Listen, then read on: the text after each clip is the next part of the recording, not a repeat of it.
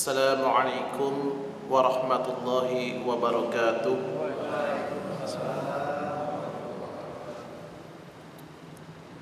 Innal hamdalillah nahmaduhu wa nasta'inuhu wa nastaghfiruh wa na'udzu billahi min shururi anfusina wa min sayyiati a'malina.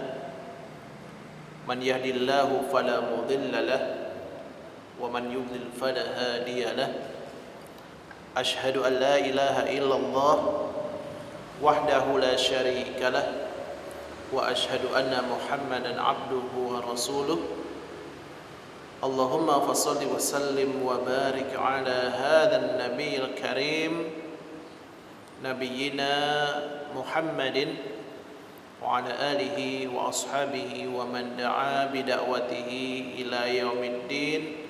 Amma ba'd. Yang saya muliakan Bapak Ketua Pimpinan Ranting Muhammadiyah Pondok Cina, Bapak Haji Zainuri. Yang saya muliakan Ketua DKM Masjid Al-Qahinur, Bapak Haji Muhammad, beserta seluruh pengurus pimpinan ranting Muhammadiyah Pondok Cina dan pengurus DKM Masjid Al-Qahinur serta jamaah Masjid Al-Qahinur yang tanpa mengurangi rasa ta'zim dan hormat saya tidak saya sebutkan satu persatu.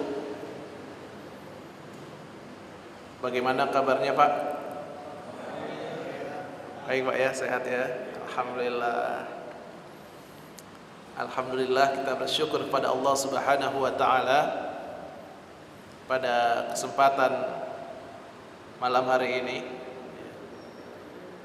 di sela-sela rintiknya hujan, namun kita masih bisa diberikan kekuatan oleh Allah untuk melangkahkan kaki kita di tempat yang mulia ini dalam kajian rutin kita, kajian pimpinan ranting Muhammadiyah Pondok Cina yang diadakan tiap malam Selasa malam Rabu ya, Selasa malam Rabu.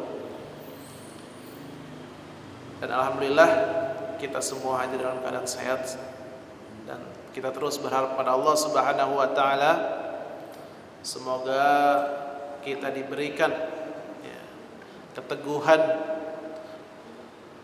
serta semangat untuk bisa hadir dalam majelis yang mulia ini insyaallah. Salam serta salawat juga tidak lupa kita sampaikan kepada junjungan Nabi besar Muhammad sallallahu alaihi wasallam beserta keluarga dan insyaallah sampai kepada kita selaku pengikutnya yang mudah-mudahan terus mengikuti jejak perjuangan beliau hingga kemudian kita nanti diwafatkan oleh Allah Subhanahu wa taala. Dan kita berharap pada Allah semoga nanti di akhir kehidupan kita berada dalam keadaan husnul khatimah. Bapak-bapak yang saya muliakan dan semoga dalam lindungan Allah Subhanahu wa taala, pada kesempatan malam hari ini kita masih berbicara tentang ibadah, yakni bagaimana penghambaan kita kepada Allah Subhanahu wa taala. Karena memang tugas kita di dunia ini tidak lain dan tidak bukan adalah wa ma khalaqtul jinna wal insa illa liya'budun. Kita ditugaskan oleh Allah tidak lain dan tidak bukan adalah hanya untuk beribadah kepada Allah Subhanahu wa taala.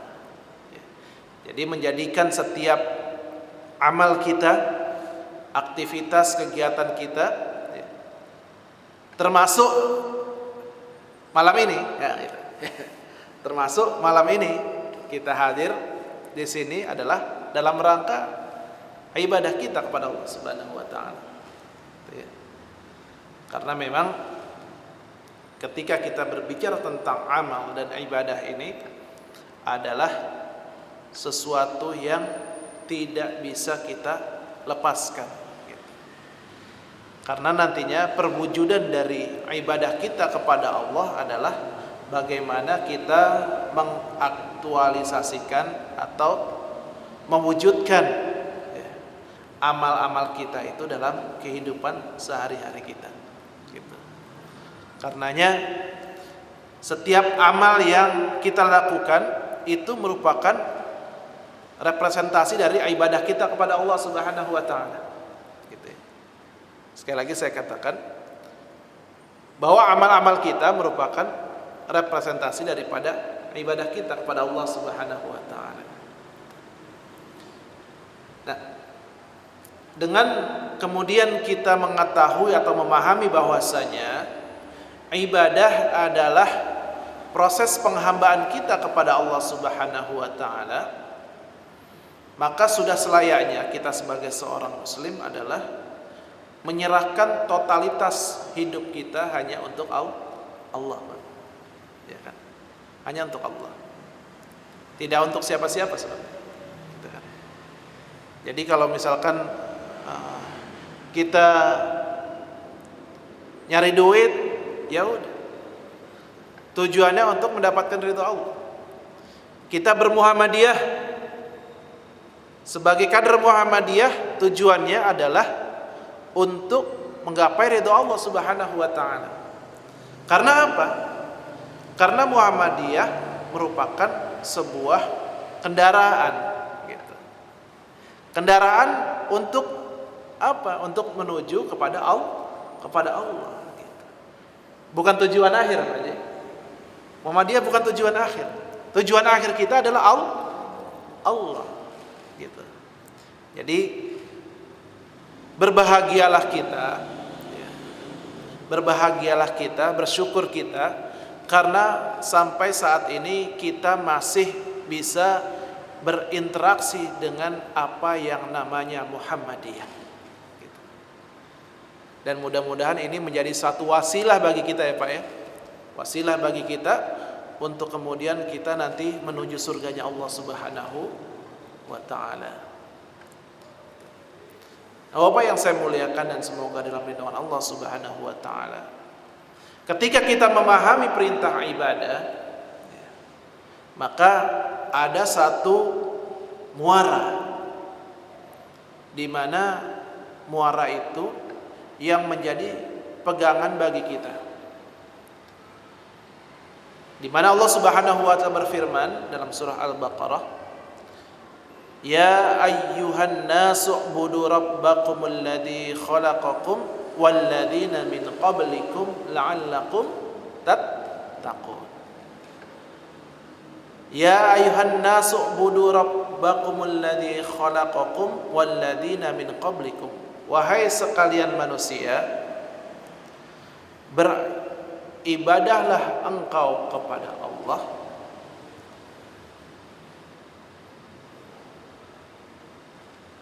Ya ayuhan nasu ubudu rabbakumul ladzi khalaqakum walladzina min qablikum, yang menciptakan kalian dan orang-orang sebelum kalian. Nah itu la'allakum tattaqun. Nah itu jadi muaranya adalah takwaan Pak, ya kan? Ibadah muaranya takwa, ujung-ujungnya takwa gitu. Dan perintah takwa ini kita dapatkan dalam Al-Quran itu banyak sekali. Ya ayyuhalladzina amanu taqullaha haqqa tuqatih, ya kan? Wahai orang-orang yang beriman, bertakwalah kepada Allah dengan sebenar-benarnya takwa. Ya ayyuhan nasu taqu rabbakum, ya. Ya. Hai sekalian manusia, bertakwalah kepada Rabb kalian gitu. Pada takwa ini. Dan takwa ini kalau kita maknai tidak hanya sekedar kita menjalankan perintah Allah dan menjauhi segala larangan Allah, gitu. Tapi dalam arti yang lebih luas, ya, termasuk ketika kita hadir dalam majelis-majelis ilmu adalah bentuk ketakwaan. Ya. Ketika kita bisa beramal soleh, merupakan bentuk takwa. Ya. Ketika kita bisa berinteraksi dengan sesama masyarakat, sama manusia dalam bermasyarakat, itu juga sebagai bentuk ketakwaan. Karenanya balasan bagi orang-orang yang bertakwa adalah itu sangat mulia sekali. Di mana orang yang bertakwa itu akan dimuliakan oleh Allah Subhanahu wa taala. Inna akramakum indallahi atqakum. Sesungguhnya orang yang paling mulia di antara kalian adalah orang yang bertakwa. Ya, seperti itu. Kemudian orang yang bertakwa juga akan dipermudah urusannya oleh Allah Subhanahu wa taala. Wa may yattaqillaha yaj'al lahu min amrihi yusra, dipermudah urusannya oleh Allah gitu. Kadang kita nggak nyadarin Pak, ya kan? Kita lagi ada masalah, namun kemudian permasalahan itu dengan mudahnya itu terselesaikan gitu. Nah itu salah satu, bisa jadi itu adalah merupakan dari wasilah takwa kita pada Allah Subhanahu wa taala gitu. Yang dimana ketika Allah Subhanahu wa taala mengatakan wa may yattaqillaha yaj'al lahu makhrajan wa yarzuqhu min haitsu la yahtasib. Jadi kadang kita nggak ketahui tuh, kita nggak tahu dari arah mana tuh solusi itu datang gitu ya, rezeki itu datang gitu kan. Namun bisa jadi itu karena memang ketakwaan kita, dari hasil ketakwaan kita pada Allah Subhanahu wa taala gitu. Dan pada intinya memang apa yang kita dapatkan itu kita nggak bisa ngeklaim, oh ini dari kerja saya misalkan, kerja keras saya gitu, bukan gitu. Jadi ini merupakan hasil dari kebaikan-kebaikan yang Allah Subhanahu wa taala berikan kepada kita. Nah, dari ibadah ini, ibadah yang kita lakukan ini, ya, penghambaan kita kepada Allah Subhanahu wa taala, paling tidak ada tiga, ya. Ada tiga cakupan di sini dalam hal ibadah. Yang pertama adalah mencakup permasalahan agama, ya, agama kita, ya, permasalahan agama. Seperti misalkan kita bisa mengetahui hukum halal haram, ya, wajib, sunnah, mubah, gitu ya. Nah itu kita bisa mengetahui seperti itu merupakan satu bentuk daripada hasil ibadah kita, penghambaan kita pada Allah Subhanahu wa taala gitu. Kalau dalam agama lain mereka tidak memahami Pak masalah halal haram itu, ya kan? Kayak misalkan mereka menghalalkan apa yang dinamakan dengan minuman keras misalkan, ya. Atau daging babi atau daging anjing gitu kan. Tapi bagi agama kita itu semuanya merupakan satu yang jelas, itu adalah haram gitu. Hukum haram itu gitu. Jadi ibadah juga mencakup daripada persoalan agama gitu. Kayak misalkan persoalan mengenai yang viral sekarang apa nih Pak? Sesajen. Ya kan? Sesajen. Sebenarnya mah sesajen mah nggak mesti di Gunung Semeru gitu. Di Depok juga ada juga sebenarnya. Viralnya cuma gara-gara ditendang aja tuh sajen. Ya kan? Kalau nggak ditendang mah nggak masuk TV itu mah. Ya. Nah permasalahan ini sebenarnya udah permasalahan klasik sebenarnya, karena dari zaman Nabi juga namanya sajen itu ada, memberikan sesuatu kepada selain Allah, meniatkan sesuatu kepada selain Allah, ya kan? Itu udah ada gitu. Dan itu termasuk perbuatan syirkun akbar, syirik besar gitu. Yang jika dilakukan maka bisa menjadikan pelakunya itu batal syahadatnya. Gitu. batal syahadatnya gitu. Ya, seperti itu. Bahkan sebagian ulama mengatakan itu bisa menjadi kufur seperti itu. Karena apa? Memberikan sesuatu untuk selain Allah. Sama seperti misalkan bentuk yang lain ketika ada penyembelihan hewan diperuntukkan pada selain Allah Subhanahu wa taala, bentuk syirik. Gitu. Nah, ini hati-hati, Pak. Hati-hati gitu. Makanya menempatkan hal-hal seperti ini kalau sekarang mah itu mah udah model-model jadul tuh. Ya kan? Syiriknya udah jadul. Kalau kita sekarang syiriknya kontemporer, Pak. Ya kan? Boneka tuh dimasukin apa? Arwah tuh. Ya kan? Artis-artis lagi yang punya. Itu kontemporer tuh syiriknya. Modern, Pak. Seperti itu. Kelasnya juga beda. Ya kan? Kelasnya beda. Itu. Jadi ternyata saya baru tahu kalau berbuat syirik itu, perbuatan itu kelasnya beda-beda tuh. Ya.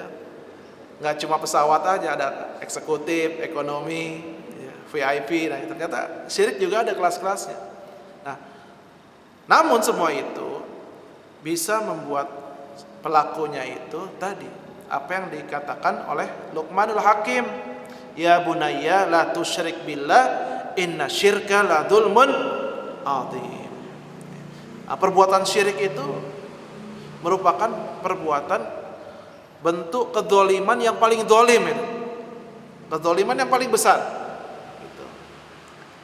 Atau ada kitab judulnya Al-Kabair yang ditulis oleh Imam Adz-Dzahabi itu menempatkan dosa syirik itu pada urutan yang teratas itu. Urutan yang teratas. Dan hati-hati. Apa yang dikatakan oleh Allah, fahabitat a'maluhum. Jadi Allah akan menghapuskan seluruh pahala dari amal-amalan orang yang berbuat seperti itu. Artinya apa? Dari mulai dulu ya, dipupuk Pak ya, sholat, puasa, zakat, apapun ibadah itu, ketika sekali saja orang sudah melakukan perbuatan syirik, maka dihapus semua amalannya oleh Allah Subhanahu wa taala, kembali kepada titik nol lagi. Bahkan diharamkan oleh Allah ketika seorang yang mati dalam keadaan syirik, diharamkan oleh Allah itu surga. Ya, diharamkan oleh hirmatu alaihimul jannah wa ma'wahun nar wa ma lidzalimina min ansar. Diharamkan oleh Allah itu surga. Gitu. Dan dimasukkan ke dalam neraka wa ma lidzalimina min ansar. Enggak ada penolong bagi orang-orang yang berbuat zalim, maksudnya orang-orang yang berbuat syirik itu. Ya, jadi itu merupakan satu bentuk tadi ya, bentuk kemungkaran yang sebenarnya nggak perlu sebenarnya. Ya kalau kita minta tolong ya kita minta tolong pada Allah. Ya sebenarnya kalau diukur dengan logika kan itu masuk logika Pak. Sekarang gini Pak, ini kan di belakang sini ada sungai, ada kali Ciliwung ya Pak ya, Ciliwung. Seumpamanya misalkan ya, pinggiran kali Ciliwung itu Pak, itu pohon-pohonnya ditebangin tuh, cabutin. Kira-kira longsor nggak Pak? Longsor. Gitu. Kalau dalam bahasa Quran, doharul fasada fil bari wal bahar bima kasabat aidikum. Terjadi kerusakan di darat dan lautan dikarenakan ulah tangan kalian, kata Allah. Bahasa Qurannya seperti itu. Jadi secara syariat dan secara akal itu nggak bertentangan sebenarnya. Gitu. Nggak bertentangan. Jadi kalau misalkan gunung itu meletus atau ya gunung itu kan makhluk Allah juga, Pak. Ya kan? Itu meletus atau kemudian laut misalkan tsunami, banjir misalkan. Ya itu akibat ulah tangan kita juga, manusia juga. Manusianya juga yang salahin gitu. Jadi jangan salahin gunungnya yang kemudian minta pertolongannya supaya gunung itu tidak meletus misalkan dengan menggunakan cara-cara seperti itu gitu. Tapi minta tolonglah langsung kepada Allah Subhanahu wa taala yang mempunyai gunung itu kan gitu. Yang mempunyai alam semesta ini gitu. Karena apa? Karena memang bagi kita selain kita mengetahui kekuasaan Allah dengan kita membaca Al-Qur'an, ini sebenarnya dengan mudah kita dengan memperhatikan alam semesta ini misalkan. Itu satu cara yang sangat mudah ya untuk kemudian menguatkan keimanan kita kepada Allah Subhanahu wa taala gitu. Nah, kemudian kaitannya dengan itu, dengan sajian itu ya memang satu sisi kita juga harus memperhatikan cara-cara dakwah juga ya dalam fikih dakwah ya kan, dengan cara-cara yang baik ya kan, tidak dengan cara-cara yang frontal seperti itu gitu kan. Jadi kalau dalam bahasa Al-Quran, ud'u ila sabili rabbika bil hikmah wal mau'izatil hasanah. Jadi ajaklah mereka itu ke jalan Tuhanmu dengan hikmah, dengan ilmu dan dengan nasihat yang baik gitu. Allah menyuruh seperti itu gitu. Ya. Jadi ketika kita berdakwah mengajak orang sekalipun yang kita ajak itu pelaku maksiat, pelaku dosa besar gitu. Ya kita ajak dengan hikmah dan dengan cara-cara yang baik yang Nabi Shallallahu Alaihi Wasallam itu contohkan kepada kita gitu. Justru jangan kita ingin mendakwahi, kita ingin mengajak, justru kemudian timbul permasalahan-permasalahan yang lain. Dan kenyataannya memang sampai sekarang belum selesai juga tuh Pak ya. Ya kan? Belum selesai juga gitu. Viral tuh gitu. Ya kan? Oleh karenanya di sini juga sekalian kita mencoba mengkoreksi diri kita juga ya, kita di sini sebagai dai semuanya, sebagai ustadz semuanya ya, sebagai juru dakwah semuanya, kita mengevaluasi, kita berkaca sudah sejauh mana kita mengajak saudara-saudara kita kepada Islam. Artinya kepada Islam yang kafah. Ya ayyuhalladzina amanu udkhulu fis-silmi kafah. Wahai orang-orang yang beriman, masuklah ke dalam Islam secara kafah, secara keseluruhan gitu. Ya. Artinya juga dalam tidak hanya ya, kita beribadah di masjid saja, tapi juga dalam hal yang lain di luar masjid, dalam masalah kemasyarakatan, sosial kemasyarakatan, pendidikan, itu juga kita harus terjun dalam hal tersebut gitu. Karena kan ada sebagian orang memahami bahwa kita itu ibadah hanya di masjid aja Pak, atau ibadah itu hanya sebatas zikir aja gitu kan. Tapi Islam itu tidak seperti itu. Makanya ayat ya ayyuhalladzina amanu udkhulu fis-silmi kafah wa la tattabi'u khutuwatis syaiton innahu lakum aduwwum mubin. Jadi mengajak Islam kepada Islam secara kafah, secara keseluruhan ini tidak ada celah bagi kita itu untuk tidak mengajak orang lain kepada Islam dalam semua lini kehidupan kita, Pak. Gitu. Makanya Islam ini merupakan agama yang sempurna. Gitu. Jadi jangan diparsialkan Islam ini, gitu. Hanya di masjid aja, gitu kan? Tapi ya itu. Makanya sekarang teman-teman di mana, di Rangkapan Jaya tuh bagus juga tuh, buat kayak kafe gitu. Kemudian ngajak anak-anak muda, yuk kita diskusi di situ tentang agama sambil ngopi-ngopi gitu kan. Kayak kita gini sambil ngopi-ngopi nggak apa-apa. Bedanya kita ngopinya di masjid, mereka bikin kafe gitu. Tapi ini emang harus ada inovasi dalam berdakwah gitu. Inovasi dalam berdakwah gitu. Kalau sekarang kan kita banyak sarana ya Pak ya, sarana untuk jadikan dakwah itu. Kalau dulu mungkin dakwah secara digital melalui media itu jarang. Mungkin angkatan bapak-bapak sama angkatan saya beda gitu.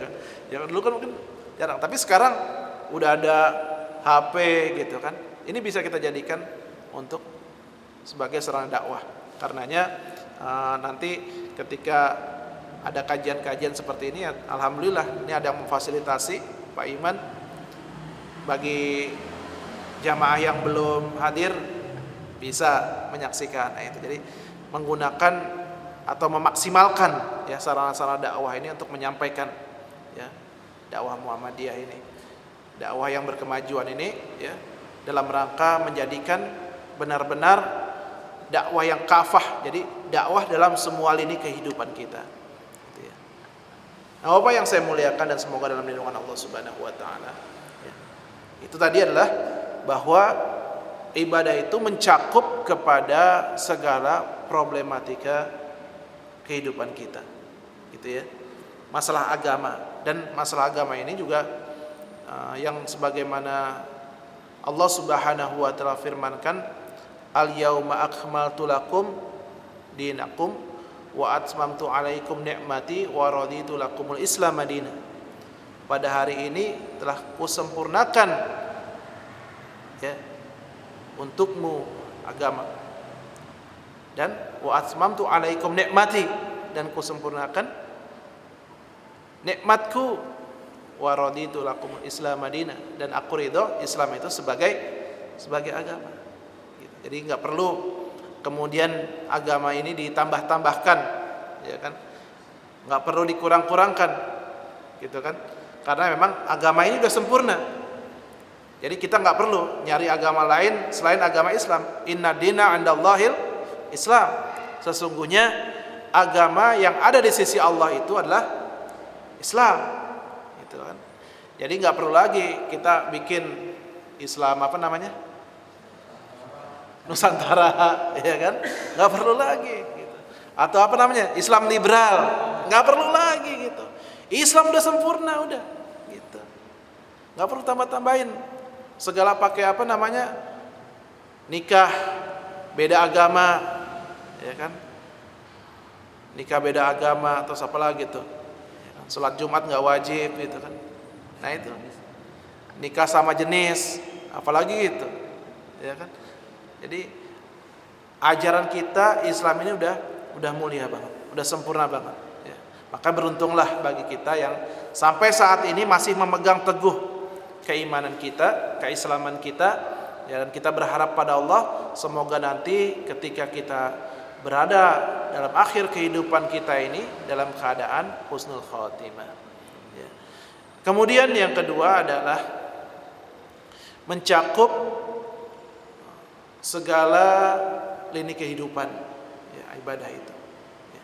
Baik itu tadi saya ulang lagi, baik itu dalam kehidupan sosial, ya, kemudian kehidupan pribadinya, kemudian dalam rangka penegakan agama, ya, beramar ma'ruf nahi munkar. Nah itu, jadi Islam itu merupakan agama yang sempurna, agama yang kafah. Nah kemudian yang ketiga, ya, yang ketiga ini yang terakhir insyaallah adalah bagaimana ibadah ini mencakup bahwa kita sebagai manusia ini adalah makhluk yang lemah. Jadi ibadah ini mencakup segala keadaan diri kita, gitu ya. Sebagaimana yang Allah Subhanahu wa taala firmankan, "Inna fi khalqis samawati wal ardi wa ikhtilafil laili wan nahar la ayatin li ulil albab. Alladzina yadhkuruna Allaha qiyaman wa qu'udan wa 'ala junubihim wa yatafakkaruna fi khalqis samawati wal ard." Jadi inna fi khalqis samawati wal ard, sesungguhnya dalam penciptaan langit dan bumi, waqtilafil laili wan nahar, dan dipergilirkannya, dipergantikannya malam dan siang, la ayatin liulil albab, ada tanda-tanda bagi orang yang menggunakan akalnya. Yang itu yang bagaimana?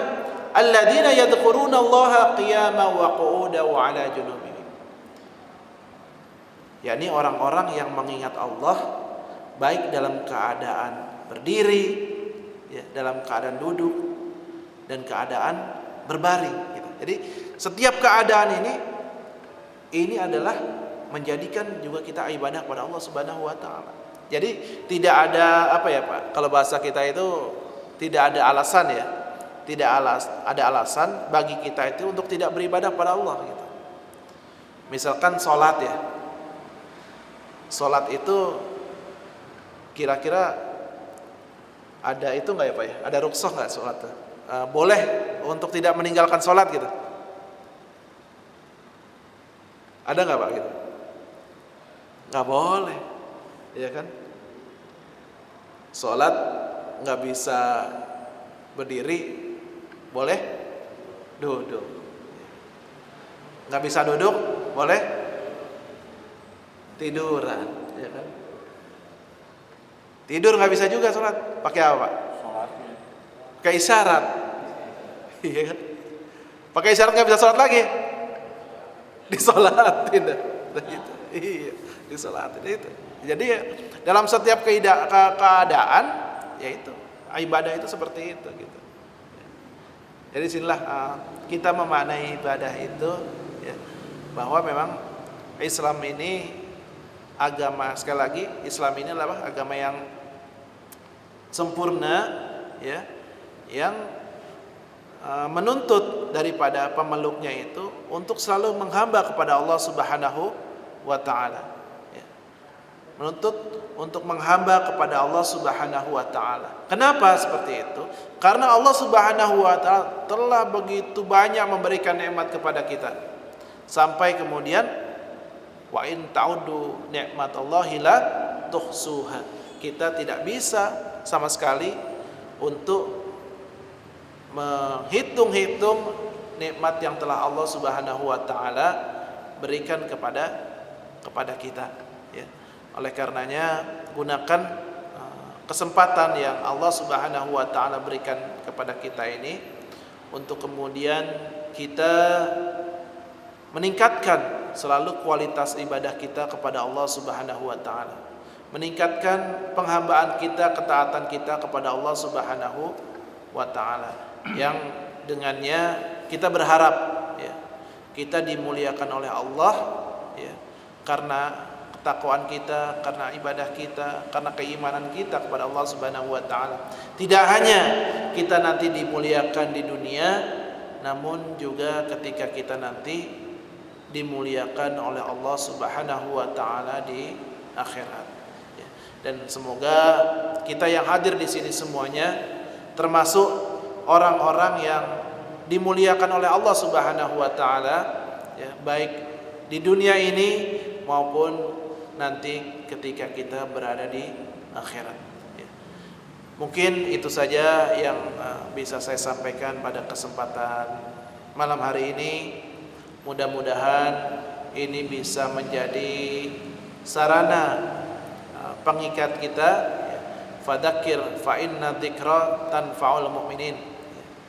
Berilah peringatan karena peringatan itu saling mengingatkan, ya, adalah sangat bermanfaat bagi orang-orang yang beriman.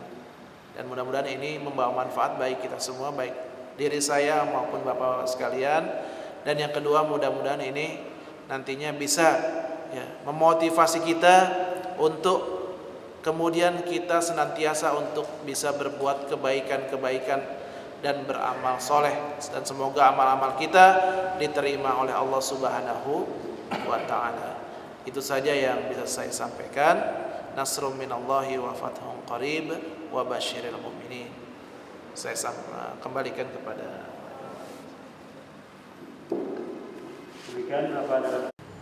jadi perbedaan pendapat itu sudah ada dari zaman para sahabat, gitu.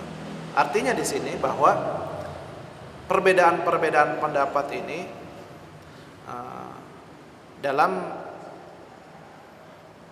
hal-hal yang sifatnya furu'iyah, masalah-masalah cabang, ini masih bisa diterima, gitu, ya. Bukannya ini suatu yang menyimpang dalam agama, gitu, ya. Namun ini juga merupakan sebuah khasanah daripada keilmuan yang Allah Subhanahu wa taala berikan kepada kita, gitu. Jadi rahmat yang Allah Subhanahu wa taala berikan pada kita, gitu. Jadi perbedaan-perbedaan ini seperti misalkan sampai sekarang, ya kan, perbedaan-perbedaan seperti masalah kaifiyat sholat, ya kan? Itu kan udah ada sejak dulu gitu. Tinggal bagaimana kita itu menyikapi permasalahan perbedaan pendapat itu, Pak. Ya kan? Jangan sampai kemudian dikarenakan perbedaan-perbedaan pendapat itu kita itu berpecah belah, kan gitu. Selama perbedaan pendapat itu bukan pada masalah keimanan gitu.